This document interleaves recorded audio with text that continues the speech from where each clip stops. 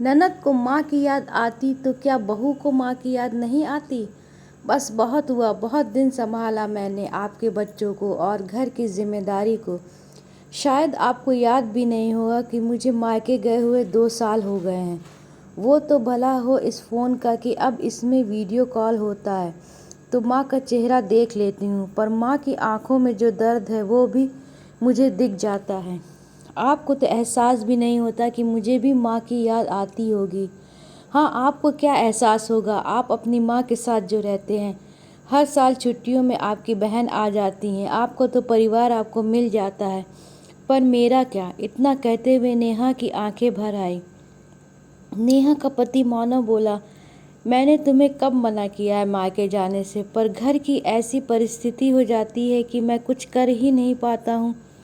आखिर तुम मुझसे क्या चाहती हो, साफ साफ कहो, बस ये ताने मत दो।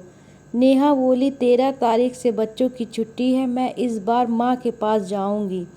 अगर इस बीच में कोई मेहमान आता है तो मुझे मत बुलाइएगा और ना ही मेरे जाने की टिकट कैंसिल होगी। मैं सबकी भावनाओं को समझती हूँ, पर जब सामने वाला मेरी भावनाओं को नहीं समझेगा तो कब तक मैं बर्दाश्त करूँगी।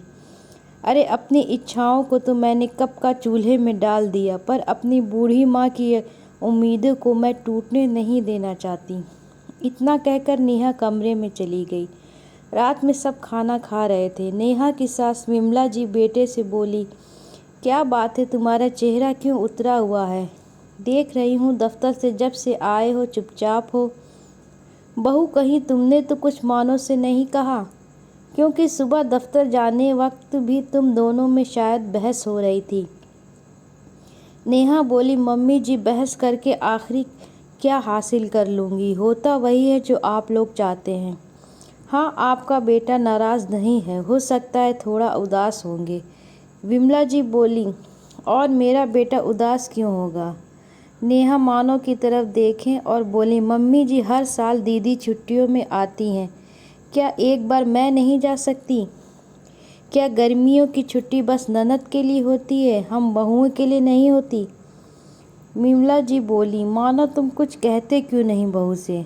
आखिर किरण यहाँ आएगी और बहू नहीं रहेगी तो कैसे काम चलेगा। साल में 1 महीना तो उसे मिलता है आराम करने के लिए, और फिर उसे मेरी इतनी याद आती है कि वो कहीं और ना जाकर मेरे पास आती है। नेहा हंसकर बोली, सही कहा मम्मी जी, ननद को माँ की याद आती है तो वो मायके चली आती हैं, क्या बहू को माँ की याद नहीं आती। इतना कहकर नेहा अपने आंसुओं को छुपाने की नाकामयाब कोशिश करते हुए अपने कमरे में चली गई।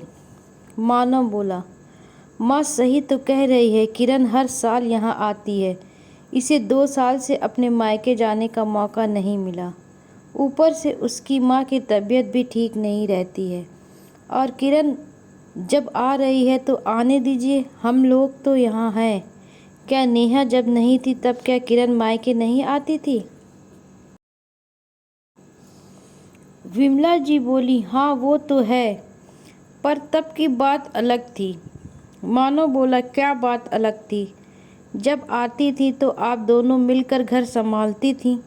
जब से मेरी शादी हुई है तब से मैंने किरण को रसोई में जाते नहीं देखा है। ये तो गलत है, और अच्छा है ना, भाभी नहीं रहेगी तो आप दोनों माँ बेटी खुलकर बातें कर सकती हैं, और मेरे भी पुराने दिन लौट आएंगे, हम सब इकट्ठे रहेंगे। आप चिंता मत कीजिए। इतना कहते हुए मानव चला गया।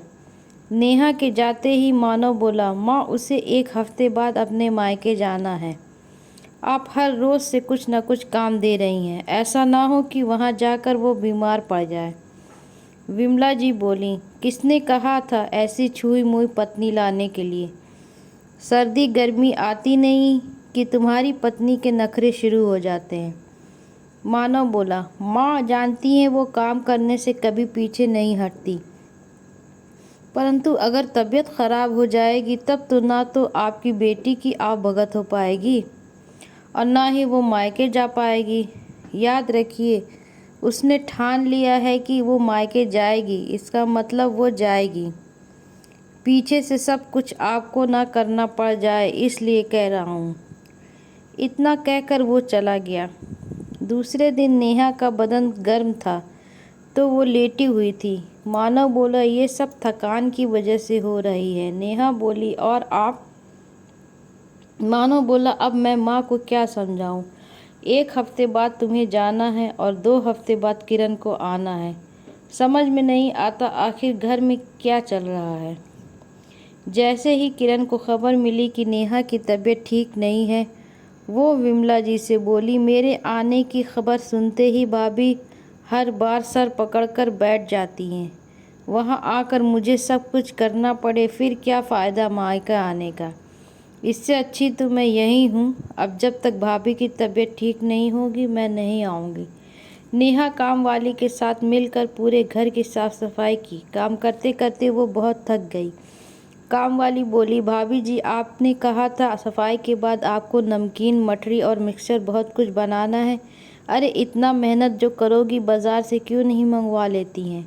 तभी विमला जी आई और बोली, नहीं नहीं, क्या मैं अपनी बेटी और बच्चों को बाज़ार की चीज़ें खाने को दूंगी अगर उनकी तबीयत ख़राब हो गई तो?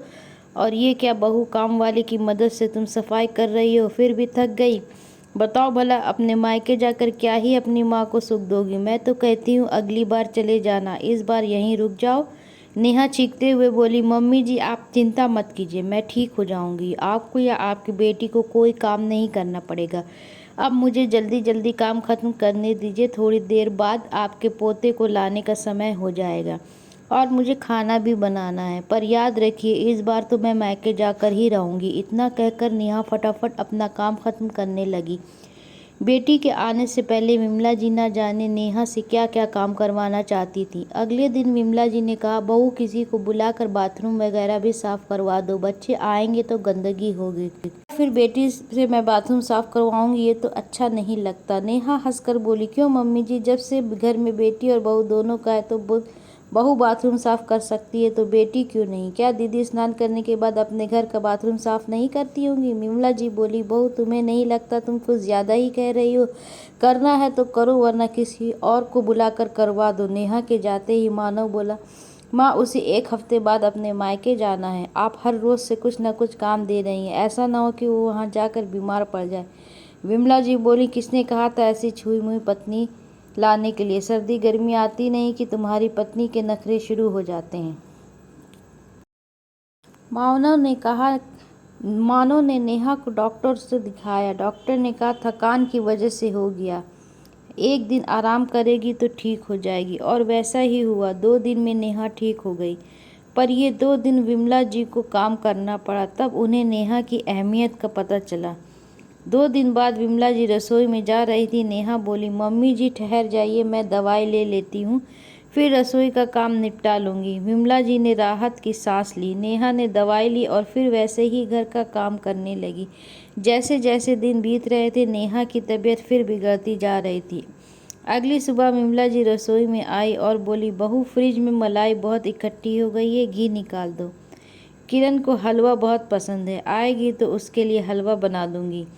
नेहा बोली, मम्मी जी ना जाने क्यों मुझ में खड़े होने की भी हिम्मत नहीं हो रही है। आज घी नहीं निकाल पाऊंगी, आज तो आपको चाय भी खुद बनाकर पीनी होगी। अगर मैं थोड़ी देर और यहाँ खड़ी रही तो मैं गिर जाऊंगी। इतना कहकर नेहा अपने कमरे की तरफ चली गई। विमला जी काम वाली को बोली, तेरी भाभी तो थोड़े से काम से ही थक जाती है, अब तुम ही मेरे लिए चाय बना दो। काम वाली चाय बनाकर विमला जी को दी और बोली, अम्मा जी एक बात कहूँ, भाभी की जगह अगर आपकी बेटी होती तब भी क्या आप ऐसा ही कहती? आपको पता है बिट्टू, नेहा का बेटा, को रखने की जिम्मेदारी भी उन्होंने अपनी एक सहेली को दी है, क्योंकि वो बस स्टॉप तक भी नहीं जा पा रही हैं। भाभी की तबीयत सच में बहुत ख़राब है। विमला जी बोली, अरे कुछ नहीं होता है, थोड़ी सी थकान है, आराम करेगी तो अपने आप ठीक हो जाएगी, तुम अपना काम करो। इतना कहकर विमला जी आराम से चाय पीते हुए अपनी बेटी से बातें करने लगीं। शाम में जब मानव घर आए तो नेहा को देखकर बोले, क्या बात है, आज फिर तुम थकी थकी लग रही हो। जब नेहा ने कोई जवाब नहीं दिया तो मानव ने देखा नेहा का शरीर तप रहा था। मानव ने तुरंत डॉक्टर को बुलाया। डॉक्टर ने घर आकर नेहा की जांच की और दवाई देकर 1 हफ्ते के लिए आराम करने को कहा। मानव विमला जी से बोला, माँ मैंने आपको कितनी बार कहा था नेहा की तबीयत ठीक नहीं है, ध्यान रखिएगा, पर आपने मेरी एक नहीं सुनी। अब लो करो घर का सारा काम। अरे बेटी के आने की खुशी में बहू से ज़रूरत से ज़्यादा काम लोगी तो उसकी तबीयत तो ख़राब होगी ही। अब बुलाओ बेटू को छुट्टियों में, कहकर देखना कभी नहीं आएगी। ना चाहते हुए भी विमला जी को अब घर का पूरा काम करना पड़ता था। उन्होंने किरण को फ़ोन करके कहा, तुम 1 हफ्ते पहले चली आओ, मेरी थोड़ी मदद हो जाएगी। किरण ने साफ साफ इनकार कर दिया। तब उन्हें एहसास हुआ कि आखिर बहू को मायके की याद क्यों आती है। जब उसे ससुराल में आराम नहीं मिलेगा तो कोई भी लड़की माँ के पास जाना ही चाहेगी। 1 हफ्ते बाद नेहा भली चंगी हुई। किरण का फ़ोन आया कि माँ मैंने अपना इरादा बदल लिया है, अब मैं आ रही हूँ। विमला जी ने कहा, नहीं बेटा, अब तुम गर्मियों की छुट्टी में मत आया करो, सर्दियों की जब 10 दिन की छुट्टी होती है तभी आना। गर्मियों में काम कर कर के बहू की हालत ख़राब हो जाती है और फिर मुझे अगर करना पड़ गया तो फिर क्या फ़ायदा। विमला जी ने बेटी का आना टाल दिया। इतना सुनते ही नेहा खुश हो गई और विमला जी को गले लगाते हुए बोली, मम्मी जी मैं बता नहीं सकती मैं कितनी खुश हूँ। जितनी याद आपको दीदी की आती है उतनी ही याद मुझे मेरी माँ की आती है। आज से बात आप समझ गईं। 2 दिन बाद मानव नेहा को उसके मायके छोड़कर आया और फिर करीब 1 हफ्ते उसने माँ के साथ ज़्यादा से ज़्यादा वक्त बिताया और पुराने दिनों को याद किया।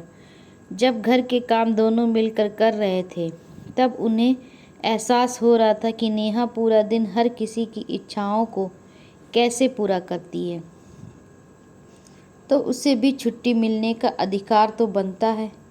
मित्रों, हर किसी को अपनी माँ की याद आती है, तो अगर आपकी बहन या आपकी बेटी आपके पास आती है तो क्या कभी आपने अपनी पत्नी या बहू को कहा कि तुम्हें भी मायके की याद आती होगी? कुछ रोज़ के लिए हो आओ। आपको ये कहानी कैसी लगी? अपने अनुभव और विचार कमेंट्स के द्वारा मेरे साझा करें। कहानी को मनोरंजन एवं सीख समझकर पढ़ें और शेयर करें। कृपया कहानी को अन्यथा ना लें। बहुत बहुत आभार। और चैनल को सब्सक्राइब करें और वीडियो को लाइक करें। चैनल को प्लीज़ सब्सक्राइब करें।